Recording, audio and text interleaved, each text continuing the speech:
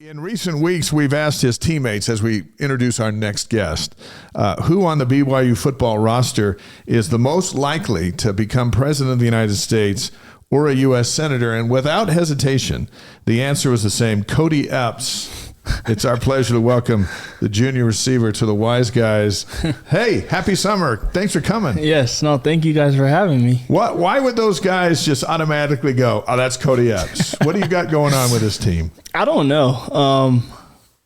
That's pretty dope. I think that's one of my favorite compliments that I've ever received. Really? Yes. And I don't even know if that's a compliment at this point in time, but I think that is pretty dope that my teammates did say that about me. You're a fun-loving guy. What are the pillars that make you that way? I think making sure that my teammates know that I care a lot about them and their well-being. And a lot of times we get caught in kind of the funk of our lives and what's going on in our lives, and trying to do my best to block out my personal struggles, and sometimes I could be going through stuff or anything like that. Block that out, and as soon as I hit the locker room, it's time to smile with the boys. It's time to bring everybody else together, and just knowing that everybody's going through something. So Coach Kalani talks about it all the time, like physical touch. Every time a dude does a rep, I try to give him a high five, try to just tap him on the shoulder. Just those things add up to where people know that you care about them and they can feel that. So I guess that's number one. You made the unique decision to come to BYU, which is a unique place. How has your experience at BYU shaped who you are and enhanced those things that you just talked about? I think maturation. I don't think it's nothing that there isn't anything that I can necessarily pinpoint that changed my perspective or allowed me to be who I am and how I am today. I think just growing and elevating and kind of embracing the culture rather than seeing it from a perspective of that's not what I'm a part of, but rather how can I be a part of that and kind of create my own swagger and bring my own energy to it. I think that's the kind of the only thing that I can, call on the top of my head, which is how I've had so much fun and enjoyed my time here at BYU. Kody Epps on the Wise Guys, 65 career receptions, 765 yards, 6 touchdowns. What is the feeling like when you run out of the locker room, you got your helmet on, and you're ready to go play, and 62,000 are happy to see it? It's amazing.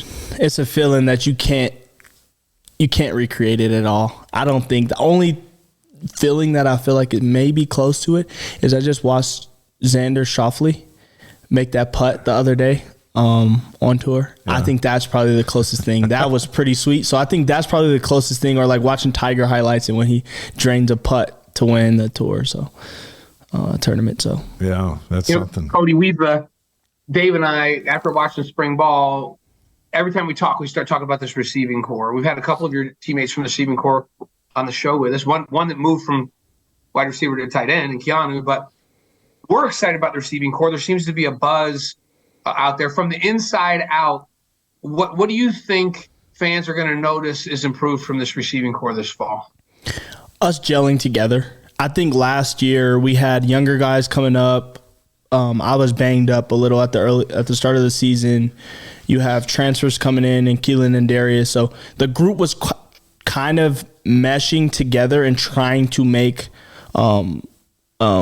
unity and bring that to the table. But that's kind of hard when you have so many moving parts. Yeah. But I think us being able to spend this entire offseason together, Keanu now moving to tight end, but he's still a part of our room. Keelan and Darius are fully acclimated into Utah on the team. Parker Kingston, JoJo Phillips, they're a part of the group, not as young guys anymore, but as considerably vets at this point, which is kind of crazy to think about. But just everybody being able to gel together, I think that will be something that the fans will definitely notice.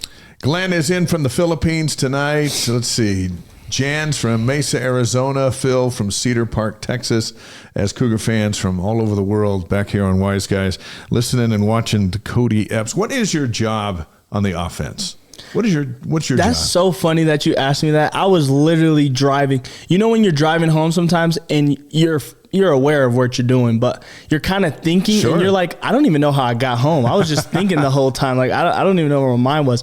I was literally thinking when I was driving home, like, I enjoy opening things up for our offense. I think I love the feeling of, I don't like, big plays are amazing. Having great catches or touchdowns are pretty cool, but I love when we go into the film room and I have a block that sets up a big run for LJ, or I catch a route that gets us a first down. Then the next play we throw a bomb down the field to Kibo. Like, doing those little things, or having a block, like a tough block going into that week, saying you're going to have to block this guy and it's going to be hard because he's an outside backer and he's going to come with it. And me being able to complete that job and then the run, bust outside, and we move the chains. Doing those little things to help everybody else push the ball down the field. And then when I get my cherries, I love it too.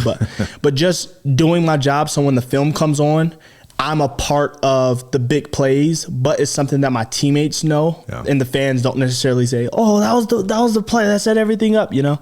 So doing those little things is kind of my job. It's a good job to have. Mm-hmm. You know, you and I were just talking about Keanu moving over to tight end. He came on the show and talked with us. Still gets to be in the same room. You guys are looking at the same stuff. Yeah. How do you feel about that transition? And by the time the season's over, what are we going to be saying about Keanu at tight end? I think he's going to be doing a lot of what I just said about myself, like setting a lot of things up, because he's going to grab a bunch of attention. Like, we got to call it spade for spade. He's coming from receiver, so he's played the game at a high level at receiver. Right. You move him to tight end, where it's going to be a lot of mismatch problems. I think that he's going to bring a lot of attention to himself, which then will help open up the run, which then will help open up passing lanes on the outsides and in different areas, because at this point it's almost going to be 10 personnel if he's at tight end and we're in 11, because we have 3 receivers on the field and a dude that just made a transition from receiver to tight end. So yeah. Well, he can handle blocking linebackers maybe a little bit easier than you. Free you up. Free you up over the middle of the field. Yeah. We had Jake Retzlaff on the show last week, and we had Gary Bohannon on a couple of months ago before spring. They're battling for the starting job. Is it good to have a battle for the starting job? Vegas kind of seems like, well, they don't know who the quarterback is, so we're going to only say they're going to win 4.5 games. Yeah. And expectation is down from the pundits. What about these two quarterbacks in August 31st? You know, I think battling for something always it does two things. For the quarterback that's going to be announced the starter, it gives them a sense of confidence, because I've earned this. I've been working so hard to gain this, and I had to fight day in and day out to get this position. But also the guy who isn't necessarily named the starter, I think it also does something for him too, in a sense of, I still can be a starter. I was competing with the starter, but this is still my team as well. Like, I'm one play away from being on that field too. Yeah. And it just gives everybody a sense of comfort knowing that the competition is over. The coaches decided who's the starter, but we still got to win football games, so we still need everybody on our roster. And as you know, being in the Big 12, we need literally every single body. We need everyone on our roster to come and play each and every day and practice hard so that we can all elevate ourselves. So when camp starts, and the guys you report on July 30th, what will you and the receivers be looking at to kind of get a sense of who's winning this job? One throws left, and one throws right. I don't even think we think like that necessarily. Yeah? I know I don't. Like, each and every day the reps are like splitting all over the place. Sometimes you're going with this guy, sometimes you're going with this guy, sometimes you're going with both. Like, it just kind of moves all around. I guess for us, though, it's just when that first snap starts, game day, the first game, that when that first snap hits, that's who you're rolling with. And until anything changes, then you're moving on to whoever's throwing the ball. But I think, honestly, it's not a big deal for me. It's just because I love both of them. They both can play at a very high level. I love all the quarterbacks on our roster. We got a bunch of guys that can play. Trayson Bourguet. We just got McKay. New guys. Yes, we got a bunch of guys that can play. So I think at the end of the day, when that adrenaline is running and then we get that first play off, that's who we're rolling with. BYU receiver Kody Epps on the Wise Guys with us tonight. Kody, you graduated this spring. Yes, sir. You're starting your MBA this fall. Yes, sir. That's some big stuff. And I know you've been involved not just with your football, but in businesses. You're starting some businesses. You're doing all of this stuff. Part of all of that is the Kody Epps Invitational that's coming up. Yes, sir. On June 1st at Sleepy Ridge Golf Course in Utah County. Yes, sir. Tell us a little bit about how this came to be and what it's all about. Yes, sir. So I have my partner. I have two partners. The main partner that I started this with, well, not started this with, they started it. They're two brothers, Jared and Mahari. They started it. One's a jeweler. Jared's a jeweler. He's been a good buddy of mine for a long time. He said one day, like, we want to do golf ball markers on the necklace because he's a jeweler, obviously. Yeah. Me being a young entrepreneur that wants to get into stuff early so I can have on my resume, even if it means failing a couple times before something big hits. This is something that I think is a great idea. I have so much fun with it, but I basically sat down with him and said, man, I want to be a part of this so bad. It's right up my alley because I love jewelry and I love, looking cool and I like having swag. So definitely being able to do that on the golf course where golf is becoming a fad now. It's kind of losing the country club-esque feel, which I feel like is amazing, but it's moving in a different direction where a lot more people can play the game. Adding stuff like this is going to be very impactful in my eyes. So just asking them to be a part of it and then coming together and making it happen it's been amazing. So June 1st at the Sleepy Ridge Golf Club. I believe we have a graphic. I'm not sure if we can show you or not. About your tournament, but it's the Kody Epps Invitational. Yes, sir. So you said, well, you can use my name, yes, and I get to be a part of this. What is it about golf that is your passion? What do you love about that game? I love it so much. I think it's the best way as a football player to go do another activity and not risk injury or not risk having to jump and run and do a bunch of stuff that kind of gets me off my game or can have an impact on me being on the football field. I think that's super cool. And I just love being out there on the course. You can't blame anybody else but yourself. Right. Like your shots, what you do on that course is you versus that hole each and every way. And I just love it. It's beauty. It is beauty being on a golf course. It's amazing. Like the different courses you could play, the swag you could take out there, the different balls you could hit. It's amazing. So the golf tournament is June 1st. Can people still sign up?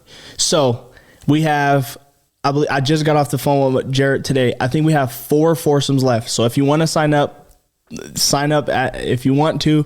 They're going pretty fast. We got some heavy hitters playing in the tournament. We got Gipper Finau, a couple of the coaches on staff that are amazing, like Coach Fessy Sataki.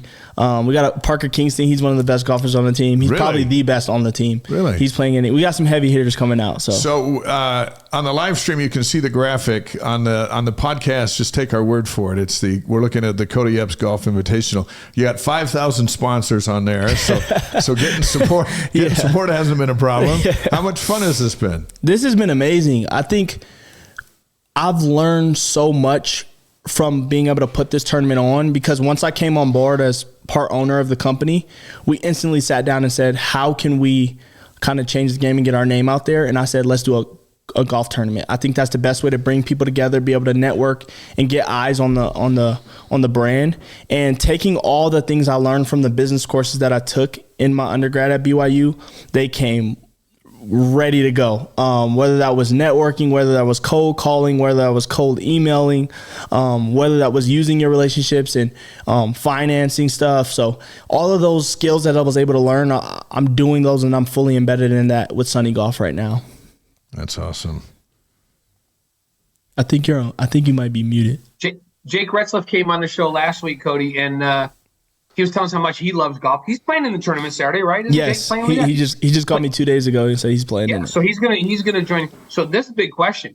You both sound passionate about the game. Who's better, you or Jake, at golf right now? I defer to everybody right now. I defer to everybody. I'm working right now to get my game dialed in. I have a coach, Coach Rob McClem. Shout out to Coach Rob McClem. I have a swing coach down at Sleepy Ridge. I'm trying to dial a bunch of stuff in. But I will say one thing. Once everything is dialed in, and once I'm not a part of the NCAA no more and I can bet, I'm taking everyone's money. That's all I will say. Once I get this dialed in and once I don't have any restrictions on betting and stuff on the golf course. You're going to clean house? Yes, I'm cleaning house. I'm coming from everybody's pockets. Kody, Dave and I made an offer to Jake that we'd take him out and host him and treat him to Riverside for coming on the show, Riverside Country Club. So we're going to send that same to you. Thank you. Yeah, you want to hang with us, you can hang with us. Number when you leave or mine. Yes. And we'll get you out there and we'll go play Riverside with you. 2 things I never turned down: free food and free golf. There you go. That's smart. Yes. Listen, you're not taking our money. No, not yet. Not yet. You probably will be able to, but you're not going to. Kody Epps is on with us. You saw the Royal Blue Collective. They've been a part of your golf tournament as well. How significant has that collective been with your BYU experience? Amazing. I think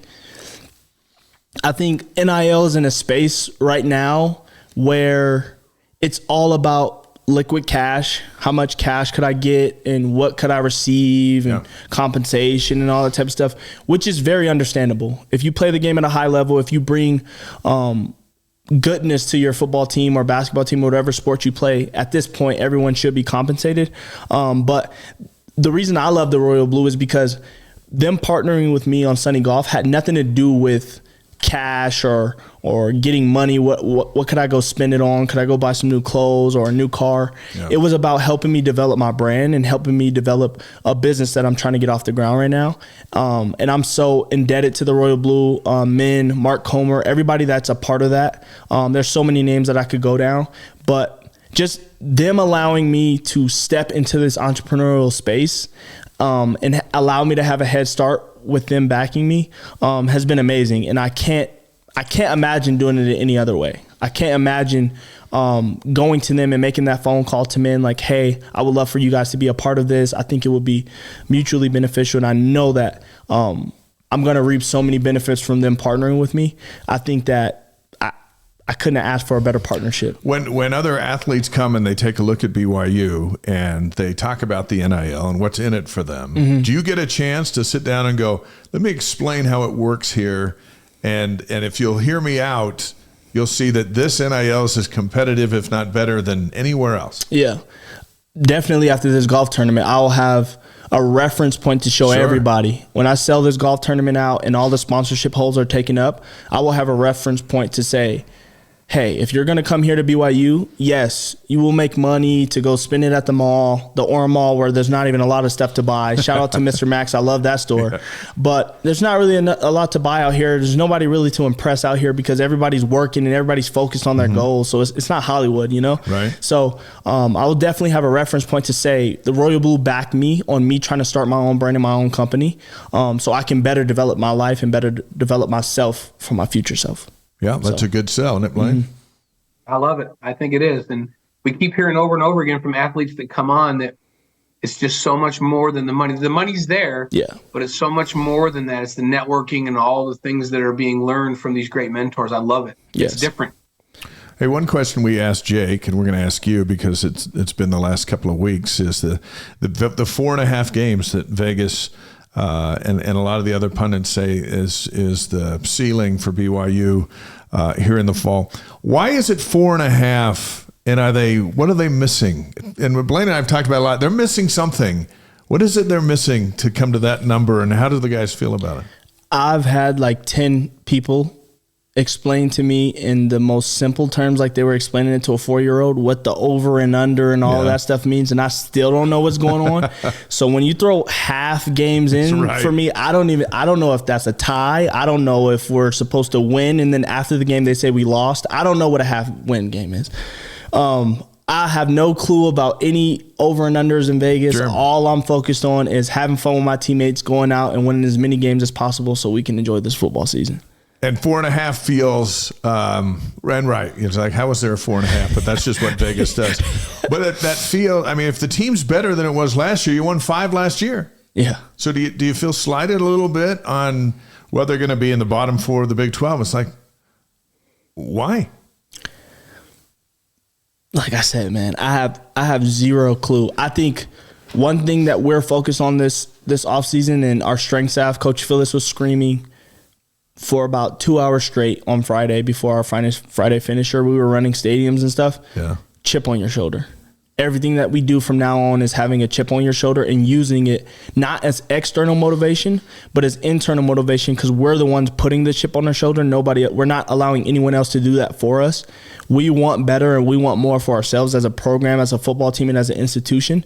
So doing that for ourselves definitely is going to get us to win a lot of games. Hey, Dallas Smith says, hey, off the record, who does Kody expect to win the QB job?